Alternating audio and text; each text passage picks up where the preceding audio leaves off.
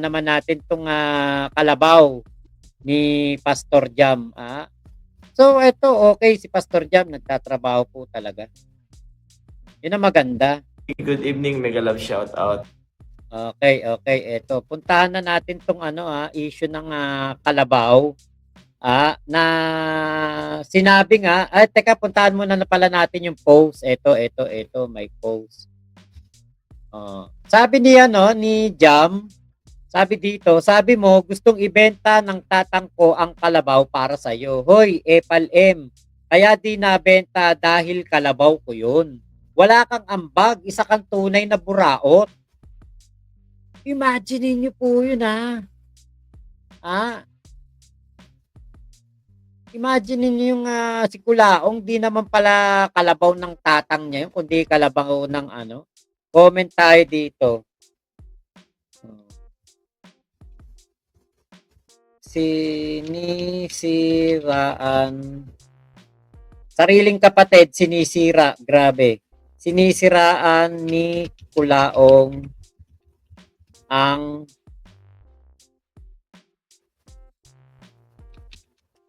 pamilya niya. Tapos, epal ka. O yan. Epal lang tayo. Epal lang din ako. Imaginein mo yan, post ni Jam na yan. Kung yan ba sila ni Kulaong magkakampi sila o magkakuntsaba. Ipapahiya ba ni Pastor Jam ng ganyan si Kulaong? 'Di ba? Kaya ako talaga naniniwala ako na magkalaban na sila ni Kulaong. Eto naman, sabi dito, para sa'yo, Mr. Epal M, hari ng buraot. Eto. Ayan, natawa ako doon sa isang video ni Epal M. Napanood ko yung kanyang video. Ang sabi niya, willing daw ibenta ng kanyang tatang o ng tatang ko yung kalabaw, yung tatlong kalabaw, sa halagang 100,000 bawat isa.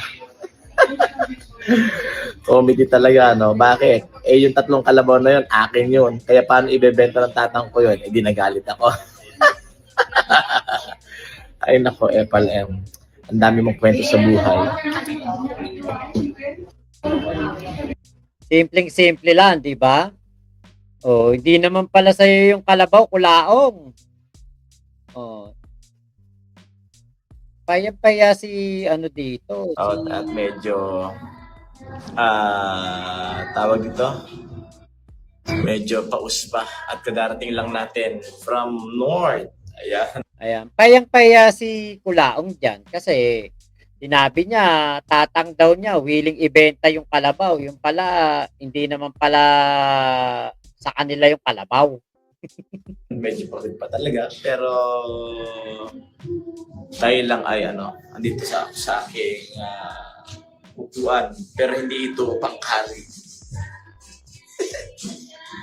Nandito ako sa aking upuan, pero hindi ito panghari. Ay, mumurahin lang itong upuan na ito. Ito yung, hindi ito yung upuan na panglegran. Ayan. So, ayan, sige. Hindi ko alam ang binabati ko kung gusto ba akong makita o nabubuisit. Okay lang yan. So, ayan, good evening. So meron kasi ako napanood din ang kalabaw. Natawa talaga ako. So ayan. Quick live lang naman na yun, no? Kasi galing tayo ng province, tayo ay naghahanap buhay. Tayo po ay gumagawa po ng mga sasakyan. Hello, good evening, Sir Miles. Ayan, thank you for trusting me. Salamat. Oy, nagsabi kanina si Juster Tiglaw, di ko daw siya sinabihan. Sana nagkita tayo diyan sa sa inyo, tropa mo pala yun, Sir Miles, Ayan. Salamat sa pagtitiwala, Sir Miles. I hope na naibigay ko yung pinakamagandang serbisyo sa kakayanang magagawa namin. Ano. So, good evening po kay Jerry Oracion and si Epal M. Ayan. If I'm not mistaken, halimbawa ako, tapos yung pangalawa, mga 47. Ayan. Mga 47. Si Daku Ula Botoko, sabi niya, bakit sobrang yabang ni FLM? Si Epal Eto, hindi naman po dinideny ni Jam na kapatid niya si Kulaong. Inaamin nga niya, di ba? Sinasabi niya nga, pangatlo siya sa magkakapatid na Kulaong. Panganay si Kulaong, may pangalawa pa, tas pangatlo siya. Maubos na ang lahat ng yaman, wag lang ang yabang. Yan. Si Epal M. Di baling maubos ang yaman, wag lang ang yabang. Yun. Oo, yung mga comment kanina, paulit-ulit na lang, sinasagot ko naman. Kahit pa siya ay kapatid ko sa pagiging mangusin, kung sa mangusin. Ano? Kaya nga, kahit man sabihin natin na kapatid ko siya, hindi nga ako kinikilala, hindi napahiya lang ako. At napapahiya lang ako. Ganun lang yun. Ibig sabihin nun, bas mainam na yung ganun yung maging trato. At least alam mo sa sarili mo na ayan na. So, ito nag-live tayo kasi meron lang akong sabi nga nung iba, totoo ate, yung mga gawe, di ba? Yung mga, ano mo talaga, magkapatid eh. Kaya lang nga, paano aaminin din ni Jam na, kumbaga, alam naman natin, inaamin naman niya, at hindi naman niya kinakailang kapatid niya si Kulaong. Kaya lang nga si Kulaong, di ba, dinedenay siya. Kaya nga sinasabi niya na siya nga daw po, kaya hindi niya inaamin o kumbaga hindi niya sinasabing kapatid niya. Sabi nga daw, nakikikapatid lang daw siya. Kumbaga nag-aano siya, nag-iingat siya. Parang kasi ang dating nito, ayaw ni Jam na magmukhang pinipilit niya yung sarili niya kay Kulaong na kapatid niya. Ibenta sana Kulaong para may bagong kaso at demanda ni Jam. Ang alin? Yung sa Kalabaw. Oo. Parehas baliw magkapatid na yan. Hindi naman. Anthony, mas baliw po itong si Kulaong. Si Jam, hindi. Nagtatrabaho na maayos eh. Ay, ganyan ba ang pastor? Dapat hinayaan mo lang. Teka lang. Kasi, ganito yan. May mga bagay kasi na kailangan mong soplakin para maintindihan nila. Hindi lahat sasang-ayon at okay doon sa ginagawa nila. Ayan. Sabi niya, meron. Wala namang problema doon. Kasi hindi ko naman po hawak yung buhay ni Epal M.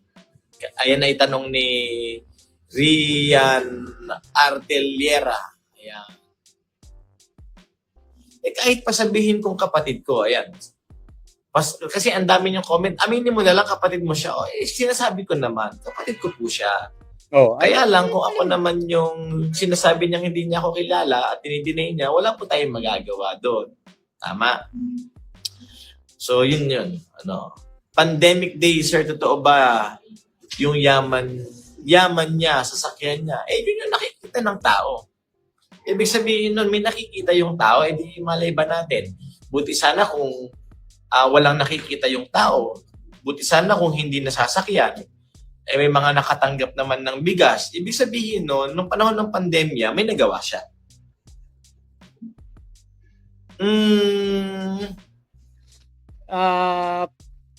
May nagawa, pero nambubudol.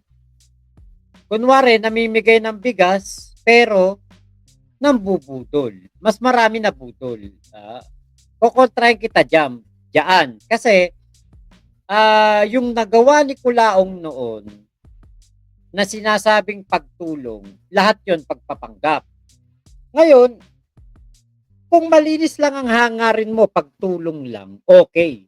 Pero kung ang ginagawa mo ay kunwari lang na pagtulong para makapambudol ka at nagpapanggap kang Marcos, hindi ano yun, hindi tunay na pagtulong yun. Ang matatawag mo doon, pagpapanggap na Marcos na kunwari tumutulong para makilalang Marcos. Sugarol ba si F? Lakas ng tama talaga ni Kulaong, mahal daw siya ng tatang niya.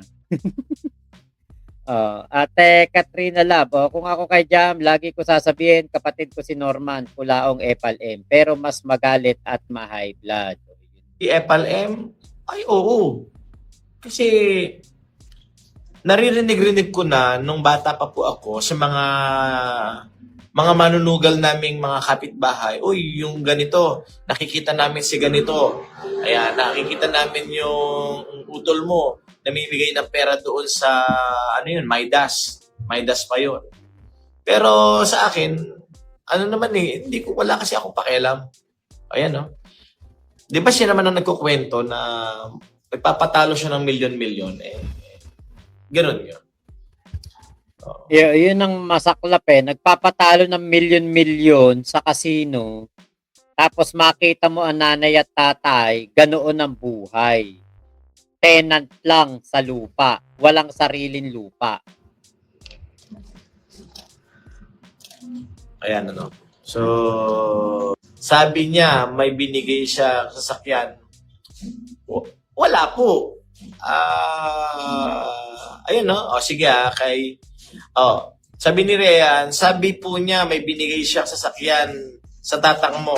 Ako na magsasabi, wala po siyang binibigay na sasakyan sa nanang ko dahil nga ang tatang ko di naman marunong mag-drive. Pero sumakay sa kalabaw, baka pwede. Ayun, diba? So, plak na naman si Kulaong dito. Punta na natin dito si Podgenius. Ito. Alam ko na kay Podgenius na video yun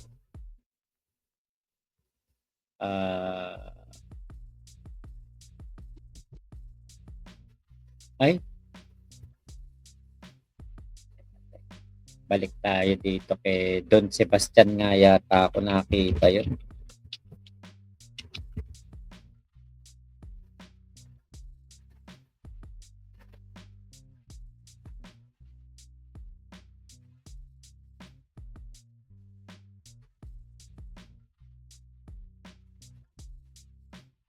Okay, eto. Dito tayo kay Don Sebastian. Eto yun. Eto yung sinabi ni Kulaong Eto kasi si Kulaong mahilig magsasalita Nasusuplak tuloy siya ni Jam Sabi ni Bito Paquito, Okinam, di mo nga mabila ng maayos na chinelas. Ay, bobo! May sarili silang kotse ron, binigay ko, tanga. Andun yung expedition kung puti, unggoy. Bobo nito. Bobo ka na, tanga ka pa. Kung hindi ka ba naman tanga, nagpapalipad ka dyan para mapansin pa kita. O yan, pinapansin kita. Isa kang malaking bobong tanga. Ibibili mo na lang ng almusal mo, papalipad mo pa.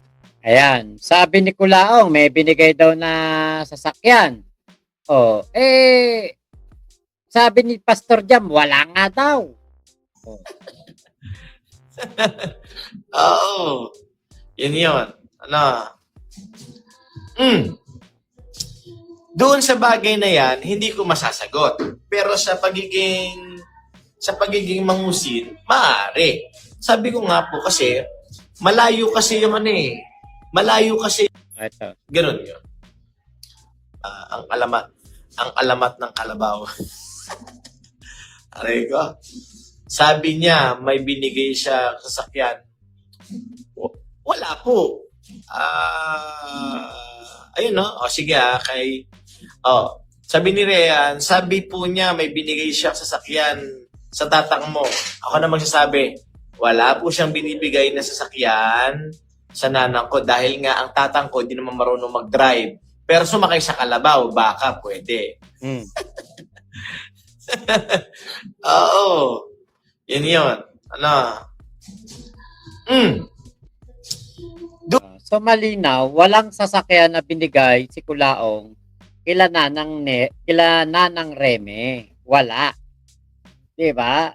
Yan ang yan ang maganda dito kay Pastor Jam. Kasi nalalaman natin kung ano ba ang katotohanan sa mga sinasabi ni Kulaong. Ate Ira, hello po. Magandang umagabi, Pam. Umagabi. Tommy Fishing, hello po. Pinakabastos at pinakawalang kwentang tao yang si Kulaong. Oo naman, syempre. Edison, Kuya Edison, Soro, hello po. Ate Katrina Love, kung ako kay Jam, lagi ko sasabihin kapatid ko si Norman, Kulaong FLM para mas magalit at ma-high blood. Pwede. Yan ang maganda. Lagi niya sasabi, Kulaong. Kung sa bagay na yan, hindi ko masasagot. Pero sa pagiging mangusin, maaari. Sabi ko nga po kasi, malayo kasi yung taon namin. Sabi ko nga, paulit-ulit na lang sinasabi kahit nila makmak na. Totoo naman yun. Hindi po kami nagpang-abot. Kasi as far as I remember, nabanggit pala ako dito ni Pastor Jam Di ba? Nabanggit pala ako ni Pastor Jam. Kasi nag-comment ako sa kanya kung Pastor Jam, kilala mo pa ba ako? Hindi niya nabasa kindergarten ako o 6 years old ako, huli ko siyang nakita. May mga pagkakataon pero hindi tumatagal. Kaya malabong may idea ako kasi pangatlo ako, kaya hindi ko alam kung ano ang magiging sagot dyan. Kumbaga, I am not the right person to say doon sa tanong na yun.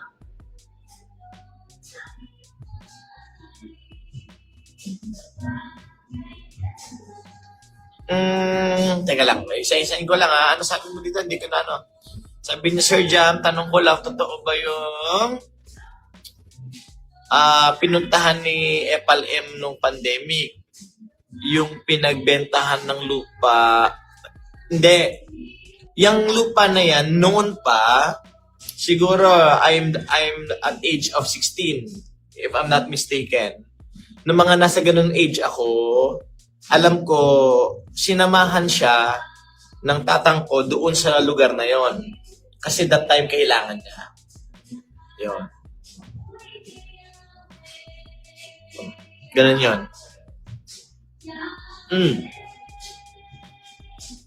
Sabi niya, dati po bang panadero si FLM? Napapansin niyo ba? Meron siyang mga past videos na kumakalat sa social media na siya ay gumagawa ng tinapay. Kahit sa bahay lang. Kahit sa bahay lang. Napansin niyo ba yon? Ibig sabihin nun, meron siyang background. Bakit po? Kasi, yung aking tatang Berto ay tawag po doon, chip. Ano po siya? Siya po yung chip ng paggawa ng tinapay noon. Nung bata ako.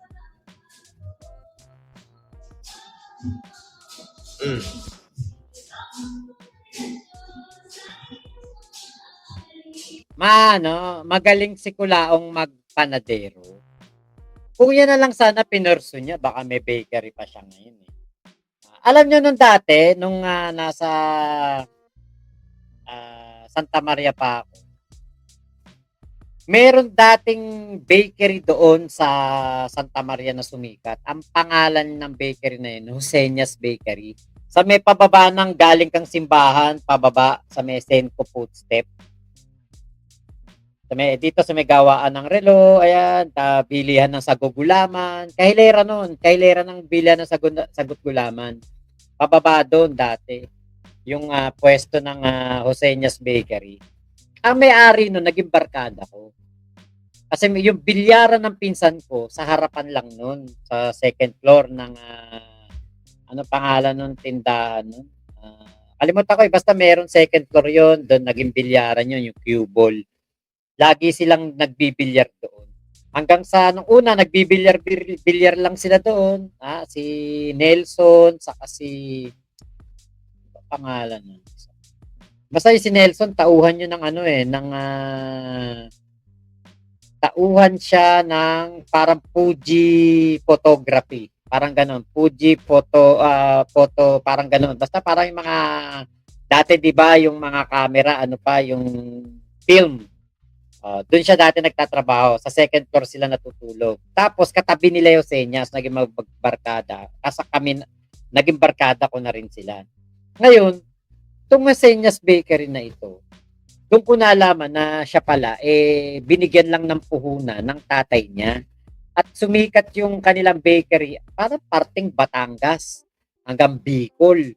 Ngayon, naisip niya, marami ng Joseñas doon sa gawin ng Batangas, ganyan, Cavite. Dito siya nagtayo sa Santa Maria, Bulacan. Ngayon, nung nagtayo siya sa Santa Maria, Bulacan, pumatok kasi bata pa lang siya, marunong na siyang talagang siya yung may-ari. Sila din yung gumagawa. May mga tauhan siya, pero pati siya gumagawa. Hindi siya yung yung bossing na pamando-mando lang. Hindi. Pati siya gumagawa.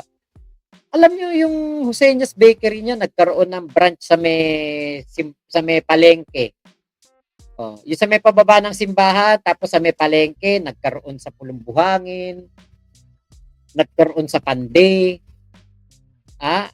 Hanggang sa bihira na lang siya maglaro ng bilyar dun sa bilyaran ng pinsan ko kasi busy na siya. Parang nililibot niya na yung mga branch. Kumbaga, kapag talaga masarap tinapay mo, may bakery ka, talagang papatok at talagang susuportahan ka ng tao. Bibilit talaga sa'yo ng tinapay. Kakaubusan nga doon. Ang type na type ko doon, yung nila, yung cream bread nila, na mayroong pasas na nandun sa loob. Talagang yung cream bread nila, kahit walang palaman, makakain mo. Masarap. Kahit hindi mo na isawsaw sa kape.